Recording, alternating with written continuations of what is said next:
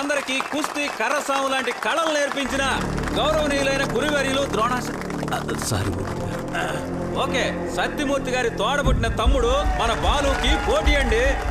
ఉన్నదం ఇదే సరైన ఛాన్స్. ఎట్టి పరిస్థితుల్లో బాలసూరి మనుషులు నెగ్గకూడదు.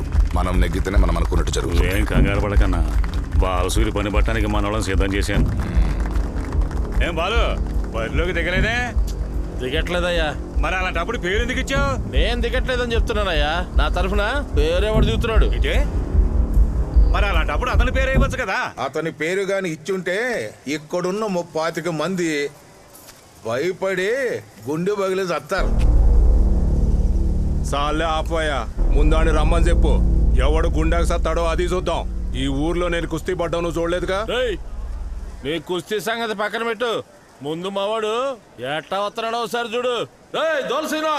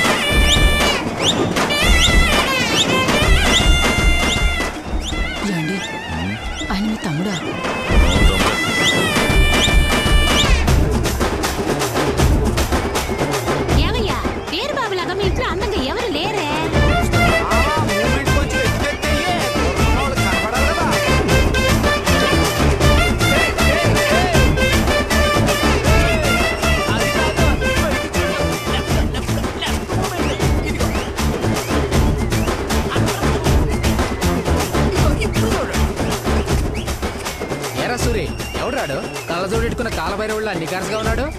పొగిడింది చాలు, ముందు ఆడిని రంగంలోకి దిగ. మనం ఎవడెంత నికార్సో తెలుస్తుంది. దిగితే పోలా దోలసీనా భద్రం గిట్టుకో. మనకెలా ఉందో చూడు.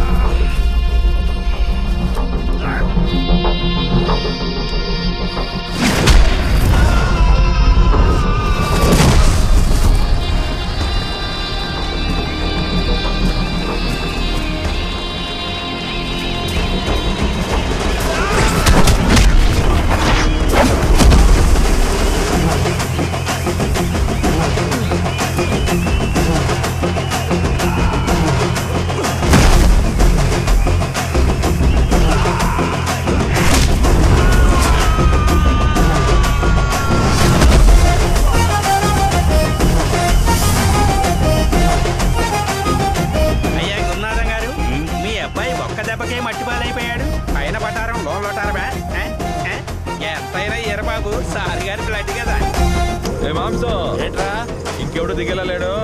ఆ టైం వెళ్ళిపోతాం పదా. ఏదో ఒక్కడు కొట్టి పోజులు కొడుతున్నావు. నాలాంటి వాళ్ళు 10 మంది ఉన్నా 10 మందిని కొట్టి పోజులు కొట్టు.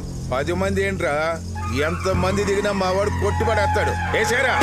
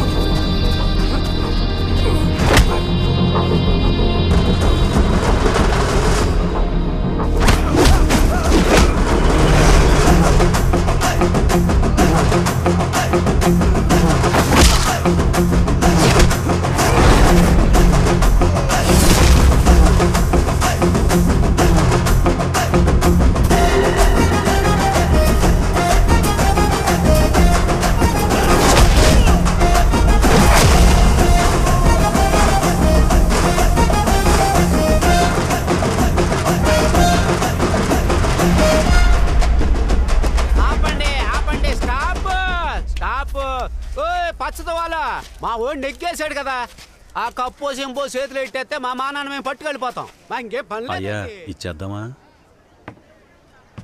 తొందరగా పోటీలో గెలిచిన ఈరబాబుకి మన తహసీల్దార్ భూపతి గారు దండేసి గౌరవించి కప్పు నగదు బహుకరిస్తారు. ఏంటే ఈయనతో ప్రైజ్ చెప్పిస్తారా? నేను జీవితంలో ఈయన మొహమే చూడకూడదు అనుకున్నాను, అలాంటిది ఈయన చేత్తో తీసుకోవాలా? గాలి వాన కోసం ఎదురు చూసే రాబందులాగా అవకాశం వచ్చినప్పుడు ఆస్తి కోసం ఆయన వాళ్ళని చంపేసే వాడి చేతుల మీద తీసుకోలేను.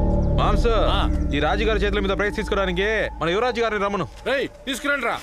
చుక్కాయిలాగి కమింగ్ రాజా.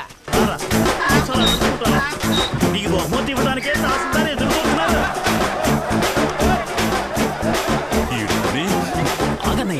ఏమయ్యా, గాడిదకి ప్రైజ్ ఇవ్వడానికి ఆయన వచ్చింది.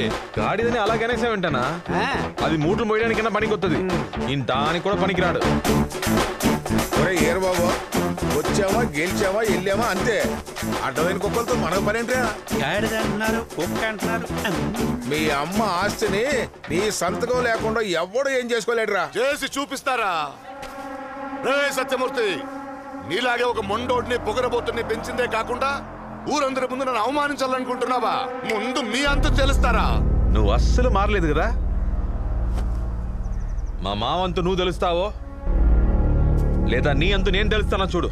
చూద్దాం రే, చూద్దాం. రండ్రా. దమ్మున్న వాడిని దించుంటే ఇంత అవమానం జరిగేది కాదు కదా. అనవసరంగా పోషిస్తున్నాను అందరినీ. 4వ కొడుకుగా పుట్టి నరకం చూపిస్తున్నాడు. వీధిలో వదిలేసిన దరిద్రం ఇంటి దాకా వచ్చేటట్టుంది. సార్, ఇంటి దాకా కాదండి, ఇంట్లోకి వచ్చేలా ఉంది. తనని మీరు ఖాళీ చేయించడం కాదండి, తనే మిమ్మల్ని ఖాళీ చేయించేలా ఉన్నాడు. చూస్తూ ఉండండి రా. వాడిని ఖాళీ చేస్తాను, వాడి చోటుని ఖాళీ చేయిస్తాను. నా ముట్టి వెనకాలే తిరగడం కాదు. వాడు ఎక్కడున్నాడో చూడండి. ఏట్రా పోతురాజు కూడా పెద్దగా అయిపోయింది. కడుతున్నారా బాబు? ఎత్తుగా కట్టమని చెప్పండి మీ బాబు. వాళ్ళు కడతాం, మనం చూస్తాం. చేసేది ఉందేంటి? అల్లుడు ఏంటి బావా వచ్చావు? తిప్పు తిప్పు వేసుకుందాం. అన్నా, ఆటేసుకోవడం తర్వాత ముందేడుకొచ్చి పాటేసుకో. ఏమావా ఏంటి ఇప్పుడు ఆట పాట?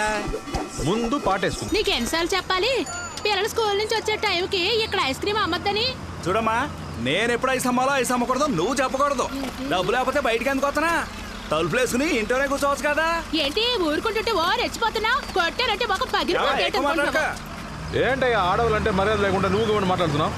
అన్న వ్యాపారం చేసుకునేవాడిని, నన్ను రాకూడదంటే ఎలా? సర్లే, పిల్లలకి ఐసి. అలాగే. ఎందుకు వద్దులేవయ్యా.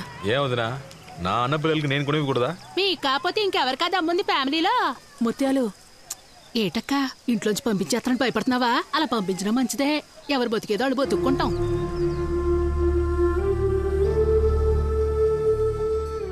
బయటే తహసీల్దార్ కోళ్ళన్న మోత, ఇంట్లో మీ వదిలిన పరిస్థితే మీ అన్నయ్యలది కూడా.